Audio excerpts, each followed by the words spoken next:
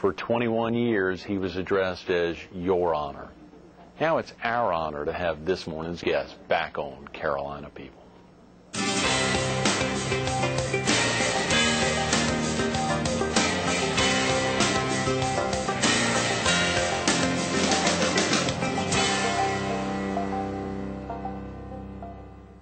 Good morning. Welcome to Carolina People. This morning we're at the South Carolina Employment Security Commission's Coastal Workforce Center here on Victory Lane in Conway, serving the entire Grand Strand.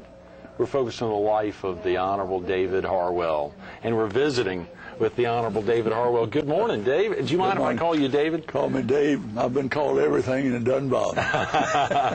Over a couple of years, that's right. It is wonderful to get you in, and of course, I think the last time we were together, back in 2005, we were at the Herald's office there on down on the former Myrtle Beach Air Force Base. Before that, you'd been with us in your old stomping ground. We were over in Timmonsville when we had you and Ed Young and Phil Levinas in that week, which was very exciting, over in the Fox 43, the Florence studio. It was great being with you and Ed Young, and of course having Phil over. And haven't gotten either of them back on the show recently, so we need to do that, but it was a great opportunity to get you in now that you're hanging your hat for a good bit of the time in Horry County. You know, and I didn't know when you told me you wanted me to come out here to the Employment Security Commission office, I thought maybe you wanted me to apply for a job. We can make that happen today. Here on Thursday morning, we can probably get that working. You're not looking for one now, are you? Not really. Not now. This is very exciting. Of course, I was talking to a professor from Coastal Carolina University last weekend who said he was driving back from Charlotte. He was crossing over a bridge over there, and I guess between Florence and Marion County. And did he see your name on a bridge over there? The bridge over the Great Pee River. Yeah. Over the Great Pee River. Yeah. It is a great big bridge. Does it say David Walker Harwell on there? Says David Walker Harwell Bridge. That must be a little intimidating, David, when you drive. What does that feel like when you drive over that bridge? Doesn't bother me. I just want them to let me put a toll on that bridge. A lot of our viewers obviously driving to that. I'm flattered by the honor. You know? Yeah, that is very exciting. That's not far from your birthplace or from your family home. I grew up in that area, and when I was a judge, I was a resident circuit judge, the 12th Circuit, and that was Florence and Marion counties. I've spent a lot of time on that road and the old road before that. When that road was built, I also participated in some of the efforts to get the road built. And even when I was in the legislature, I had the state put a public boat ramp under the bridge for my friends that fish and hunt. Oh, come on now. Come on.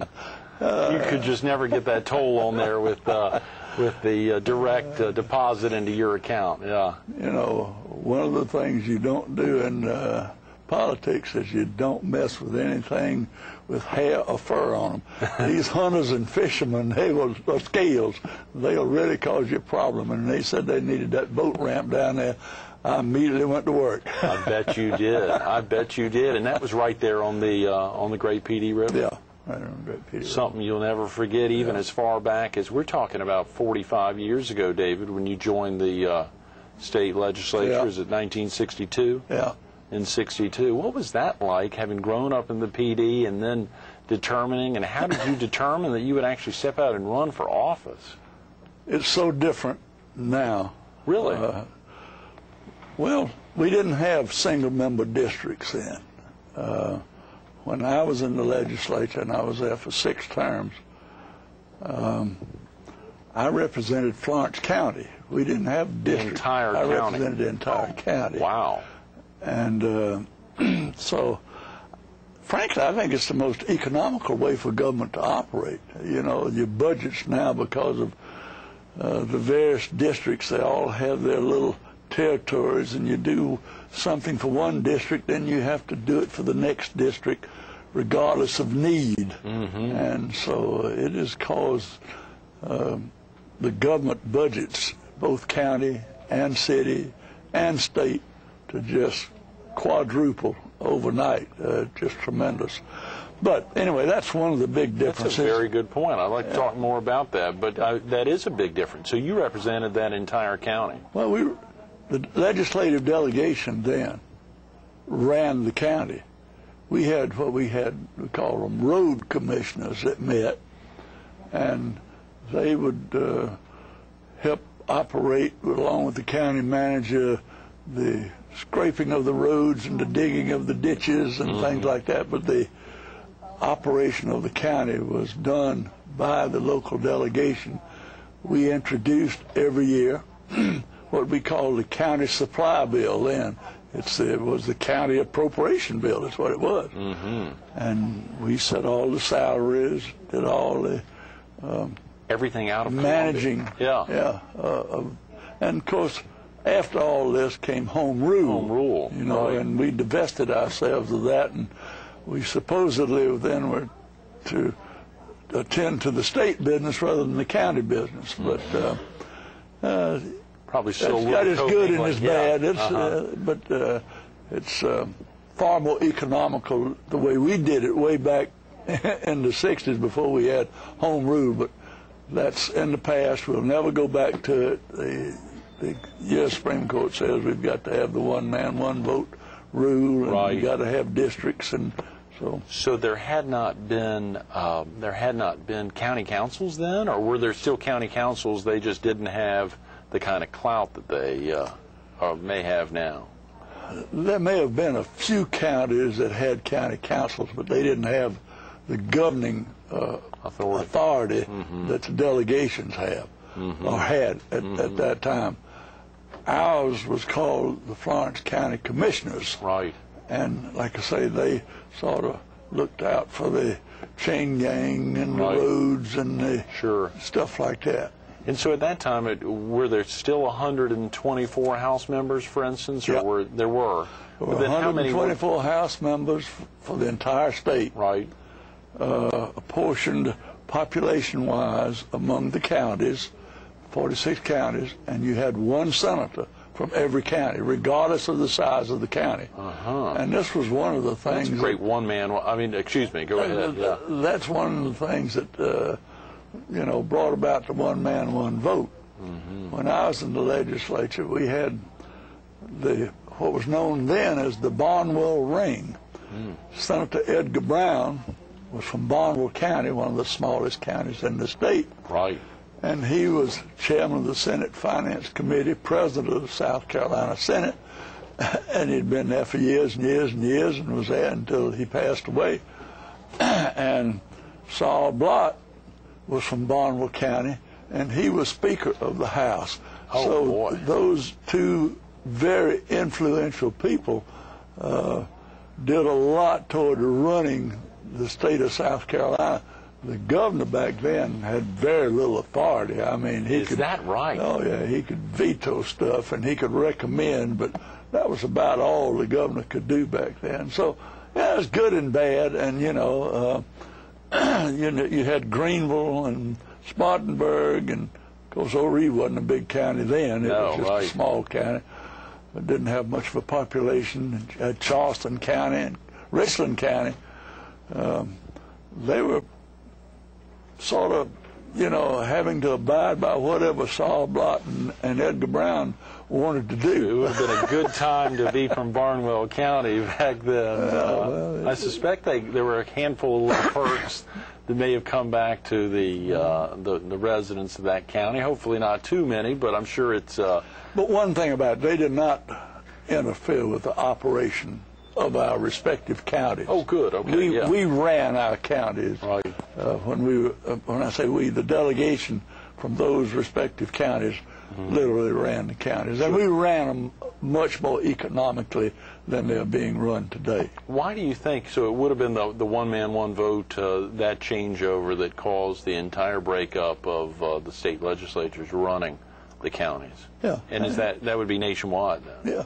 Yeah, nationwide, and you have all these districts, and you have one representative or one councilman from every district, And as you say, a great opportunity to really be able to sell the voice for that county, as opposed to, as you know now, oftentimes a senator will be representing 6 counties. Not to take anything away from Dick Elliott or Yancey McGill or others who represent large territories, but you know, it can be difficult to talk for the small portion of your population, I mean of your district, that's in 1 or 2 or 3 counties and a very large portion from one other. Yeah.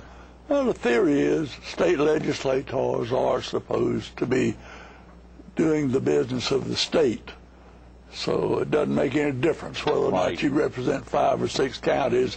You're supposed to be looking at the state issues, and your local county councils and your local city councils are supposed to be running the government. And that's your home rule. But that's costly. That has been very costly.